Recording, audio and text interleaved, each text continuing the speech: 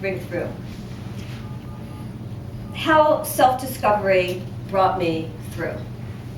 This is the background, and then I'll read a very short piece from the book. My 21-year marriage crashed and burned when my husband left me for reasons he couldn't explain and I couldn't understand. The bottom fell out of my life, guys, and I cratered. He was the straw that broke this camel's back, and here's why. I tied, let's call it gently, his departure to my writing. My first book, The Woman Who Never Cooked, won Midlist Press's first series award, as Laura just told you, for fiction, and was published when I turned 60. The same year, my husband took a walk. My sense of abandonment went deep because answer your phone, it's okay. My sense of abandonment went deep. Your house. It's your phone. Oh, somebody let somebody in. Press 9 and that somebody wants to come in. So answer and press 9. The elevator will release. Okay. Lori, keep the phone with you, okay? Or go down and let them in. I don't know. Okay. My sense of abandonment went deep because that walk came on top of my mother's, my only sister's, and my father's deaths in that order. All from long, torturous, and serious illnesses. The writing came late because the illnesses, and the dying took time and life from my parents and sister, and from me too, though I remained well and strong. Here's how I did the math. Whatever light that shone on me when that first book was published must have driven my husband away. It was as if lightning had struck. I was done. Repair came through an odd route, and another book, the memoir, ReMaking Love. That book began, believe it or not, as a blog entitled Sex After 60. I can't believe I called it that, as that tends to throw me into the category of erotica, and that's hardly what this is, but there's plenty of sex in the book, okay?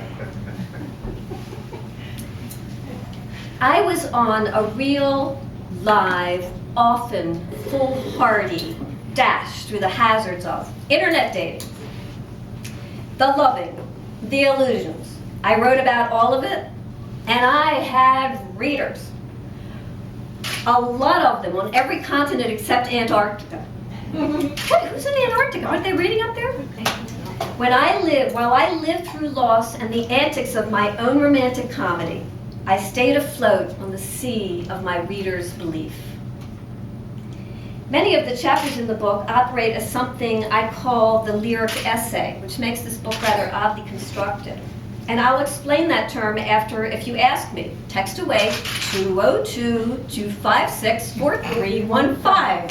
Okay? But a lot of those more lyrical pieces expose, and expose I do. I often tell folks that I am able to write the unsayable. Saying, as here and now, is much harder. And again, I will talk more about this question of exposure for the writer or the artist. Again, text away on that one too. Marley Swick, the writer, offers this about the memoir. ReMaking Love is luminously insightful, page after page. I get a little choked up when I read this blurb, but anyway. Vivian Gornick says in her slender book, The End of the Novel of Love, that nowadays it's not possible to write a love story. We're all too cynical and wised up. But I think Mary Tabor has written one that's uniquely beautiful and moving in both its form and its content. It's Eat, Pray, Love for the baby boomers. And I sure am one of those. I can only hope she's right. The only thing I do know is this. The key to my repair was a hard look at my foibles. No getting around that one, guys. No getting around that. I had to take a good, long, hard, deep look. Because I took that hard look, and here's the kicker, so did my estranged husband, separated 4 years from me. This is the story of a marriage redeemed. Here's what I learned. Love of self, love of the other, belief in the separateness of the beloved frees. My story is one of redemption, of self-discovery, and of love renewed. And boy, is it renewed. The writing, the self-discovery through the writing, brought me through to a place I would never have known without the trials of loss. That's a really pretty amazing thing, I think, to say out loud. That process, the writing, not of catharsis, but of the creation of something other, gives my life a fullness that I think only the attempt to create art can do. Freud said, we all need love and work. We need to be loved for who we are and for what we do. We need to be seen. I'm now seen by the man I love and by you, who are here for wine and, yes, also to hear a bit of what I wrote. Del and I battled our way to love. The artist, if I might call myself that, must close the round with what she has written. So let the rom-coms roll. For those of you not schooled in the chick flick, a rom-com is a romantic comedy. Let the rom-coms roll. This is a chapter from the book. It's very brief. I turn to the rom-com for answers. Don't be quick to discount. Wisdom comes where you look. I have watched Hitch more times than I can count. I'm obsessed with this movie and many others. 4 Weddings and a Funeral for another. You don't even want to know how many times I've watched and wept over that one. Here's how the best ones work. Hitch, the first example. 2 cynics meet.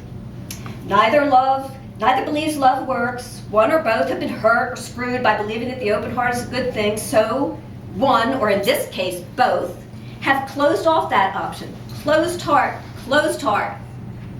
Open heart, lying behind the little box we carry in our chests.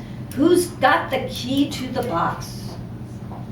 I think love all caps, question mark, love all caps, question mark, doesn't exist. I've got the key to my box. I can shoot hoops.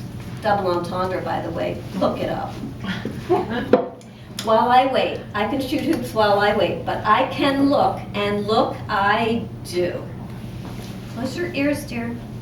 On J-Date, yes, folks, I did internet date like crazy during the 4-year separation. I meet M, real estate developer. I come home from Oz, Australia, where I visited my son, to my condo, this condo, with all its boxes to meet with him. He's my age, a bit overweight, a widower, who reminds me of D, capital D. Everybody else is lowercase. Not the body, D's body, slim and hard and tight. But M's height, the blue eyes, the open face, draw me. He has 2 teenage daughters, a newly built house he and his wife have bought and designed before she fell ill with a pernicious form of breast cancer. She died 3 months after diagnosis. We meet at Oya, down the street here, in downtown DC near my condo, and we have dinner at a hard-to-get good table that he has finagled. He orders good wine, and we both order, oh, good, au courant, Asian, French tapas. We talk about grief. I tell about the losses of my mother, my sister, 3 years apart, and then the loss of my father so slowly. All the deaths were slow and painful, my mother and sister over my youth and adulthood, and my father over the 10 years I was finally doing what I had waited my whole life to do, as Elizabeth Bishop says in one art. The art of losing's not too hard to master, though it may look like, write it, disaster. M comes back to my condo, and we talk, Sitting on my pale white leather wraparound couch, he tells me that after his wife died, he quit his job to take care of his girls, works as a consultant so that he has flexible hours. He tells me he bought in Paris a Sean Scully painting I love and have seen at the Phillips Gallery. He had bought it before Scully hit hot in the US. He met Scully's agent in Paris and then reneged on the deal with the good-hearted agent who understood M needed the money back. Some $100,000 for a painting that is now worth 6 times that, to take care of his girls. He tells me he'd been a bit reckless when he bought the art, and that he still adores and has lost. M is looking for a job as his girls find their way through grief that comes on them like tidal waves he can't handle. But he has a shrink, and she is helping him find his way. He is not in typical mourning, however, because what his girls may or may not know is that he and his wife were about to separate before she fell ill, that they were wending their way toward what would have probably been the result of the counseling they were joined in. He married late. He screwed around, many short-term relations before he finally married. He tells me he understands now that he has trouble with commitment, that he has trouble with intimacy, that his childhood laid the foundation as all our childhoods make us who we are. He tells me that we must find our way through to discover who we are to become. That's a lot revealed on a first date. And we wrap around each other in the in understanding. I am not good at being the cynic. And I tell him about the loss of Dee. He listens. He is quiet. Keep him coming. He is quiet and reserved, but full of heart and reckless for art. He asks, do I need to take care of you? He has come over in the afternoon the day after the first date. He tells me he has a girlfriend, but that relationship is ending. He wants to make love, so do I think. He's one of the good guys, I think, and still do. I have the key to my box. I can do this. I can take care of myself, I answer. And we make love. He comes over the next afternoon. He is tired. We lie down on my bed, clothed, and we both sleep, relaxed, safe, intimate. And then I go to Williamstown to visit my daughter and son-in-law for New Year's. I have told Sarah and her husband Ryan about M. Before I board the plane, I sit at BWI and I talk to M on the phone before he's interviewed by the boarding school very near Williamstown, where his oldest daughter hopes to go to prep school. I give advice about what he should say. Open heart, be concrete. I say from my cell phone to his, he called me. Ryan meets me at the Albany airport. When Ryan sees me, he says, I am flushed. Did you do it with M?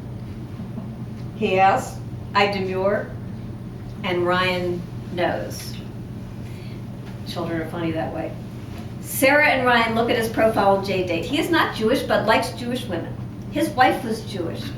Sarah, my daughter, cooks us a gourmet dinner, and we go to the Williamstown Theater to see the only thing playing. Williamstown has one theater, and there's always only one show. Holiday, a rom-com, by writer-director Nancy Myers. Something's Gotta Give. Did you see that one? And my daughter and I saw that one together in New York. And Baby Boom, that was a goodie, that Myers did when she was still married to her directing and producing partner. Sarah says about Jude Law and Cameron Diaz, this is going to happen to you, is happening. I want this for you. I want you happy again. Maybe he's the one. Sarah loves the rom-coms too, philosopher that she is. Sarah, after all was said and done with M, and more tries that came after, yes, I tell all, doesn't think I write the story I'm telling you with enough irony. She thinks I'm sentimental. You need to be more ironized, she advises. I think, is that really a word? As I see myself on the board and iron of life, and the iron of life rolling over me, I think of all the ways that life betrays the living. I think of Tilly Olsen's story when she stood with the title of the story is I Stand Here Ironing. The short story is in the book called Tell Me a Riddle. Tell me a riddle, please. M doesn't call. I returned to DC and then late in January to Missouri to finish out the second semester of my visiting writer job. I wait like a schoolgirl for the phone to ring. And finally, after more than a month, I send an email. "How are you?" I ask. He replies and signs his "warm regards." And then one night, about a month later, he calls me at 11:30 at night and explains that he had trouble finding my number. He accuses me of being cool when I answer, not in the sense we meant that word when we were young in the 50s and still believed in love, or thought we did. He woke me. I am not good near midnight. Too much hope. Too much Cinderella. Midnight?